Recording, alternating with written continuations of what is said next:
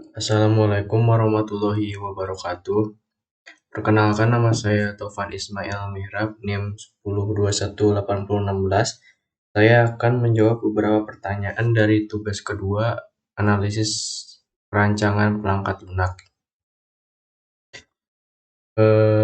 Soal yang pertama yaitu jelaskan pemahaman kalian mengenai perbedaan antara analisis berorientasi objek dan desain berbasis objek. Perbedaannya adalah jika analisis berorientasi objek itu adalah metode analisis yang memerlukan requirement, syarat atau keperluan yang harus dipenuhi oleh sebuah sistem dari sudut pandang kelas-kelas dan objek-objek yang ditemui dalam ruang lingkup dari perusahaan itu tersebut. Sementara desain berbasis objek adalah metode untuk mengarahkan arsitektur software yang didasarkan pada manipulasi objek-objek sistem atau subsistem. Itu pertanyaan yang pertama. Jawaban pertanyaan pertama. Sekarang soal nomor 2. Sebutkan metode pengembangan sistem lain selain RUP dan jelaskan kelebihan serta kekurangan dari metode pengembangan sistem tersebut. Pertama ada metode waterfall, merupakan metode pengembangan perangkat lunak tradisional yang sistematis. Metode ini memiliki 5 tahapan proses, yaitu communication, planning, modeling, construction, dan deployment. Setelah berhasil dibuat, perangkat lunak disebarluaskan untuk diimplementasikan pada perangkat pengguna secara umum. Nah, ini kekurangan dan kelebihan metode ini adalah metode waterfall melibatkan berbagai proses yang sistematis dan komprehensif. Sumber daya dan tahapan pengerjaannya dikumpulkan secara lengkap sehingga dapat mencapai hasil yang maksimal. Tapi prosesnya sedikit memakan waktu yang agak lebih lama.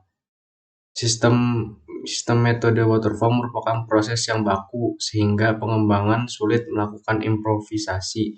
Itulah mengapa metode ini dianggap kurang efektif dan seringkali hanya dipakai dalam pengembangan perangkat lunak atau sistem yang berskala besar. Itu kekurangan dan kelebihannya. Selanjutnya ada metode spiral, yaitu menggabungkan dua metode pengembangan yang telah dibahas sebelumnya, yaitu prototype dan waterfall. Pengembangan melaksanakan prototyping dengan cara sistematis khas metode waterfall. Kekurangan dan kelebihannya yaitu metode spiral menerapkan alur kerja yang kompleks, panjang, dan memakan waktu lama. Metode ini tidak cocok untuk proyek kecil, apalagi berbudget yang rendah. Sebaliknya, proyek berskala besar dapat dikerjakan dengan mudah menggunakan metode ini. Selanjutnya ada metode RAD, merupakan singkatan dari Rapid Application Development. Metode ini juga menggunakan pendekatan iteratif dan incremental, tetapi lebih menekankan pada tenggat waktu dan efisiensi biaya yang sesuai dengan kebutuhannya.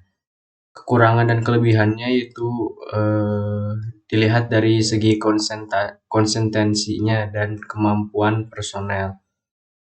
Metode ini membutuhkan pengembang yang ahli, sekaligus kerjasama yang aktif dan konsisten antara pemilik proyek beserta semua tim.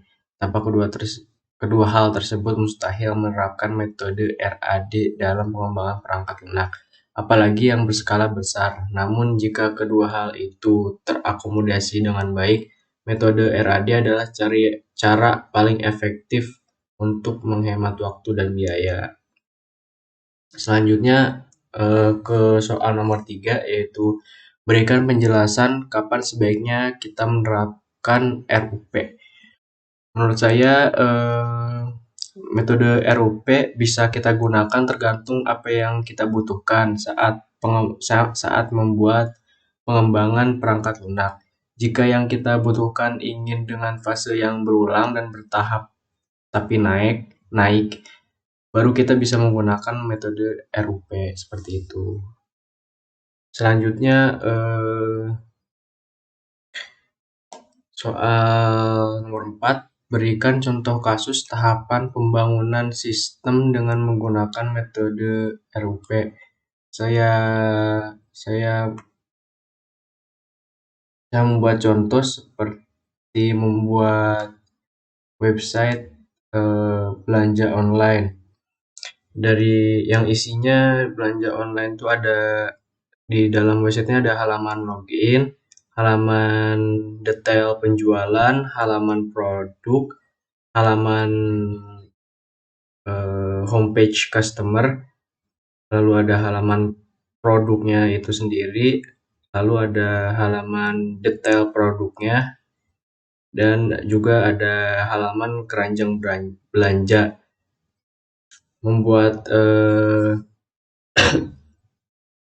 Membuatnya dari ada 4 tahapan, yaitu yang pertama tahapan inception, yaitu tahapan yang kita memodelkan proses bisnis yang dibutuhkan dan mendefinisikan kebutuhan akan sistem yang sedang dibuat. Lalu ada proses yang keempat, yaitu proses kedua maksud saya, yaitu elaboration. Pada tahap ini lebih difokuskan untuk perencanaan arsitektur sistem. Tahap ini lebih pada analisis dan desain sistemnya. Yang proses ketiga itu ada construction.